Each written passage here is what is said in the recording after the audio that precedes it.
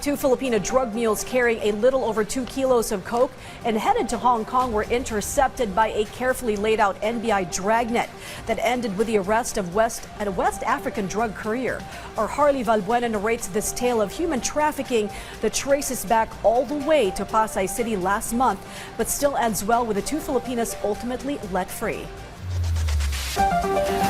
The National Bureau of Investigation rescued two Filipino women in Malaysia recruited by a West African narcotics syndicate as drug mules for cocaine bound for Hong Kong. In a press conference earlier today, the NBI presented the two victims whose identities were kept hidden for their protection. The recruitment was discovered through follow-up operations on 25 million pesos worth of cocaine seized from a drug courier in Pasay City last January.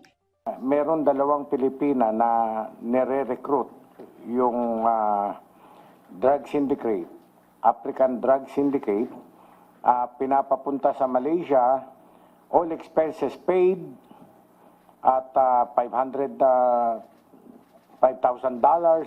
kung matutuloy ang trabaho. So from Malaysia, bibigay sa kanila yung drugs, dadalhin sa Hong Kong.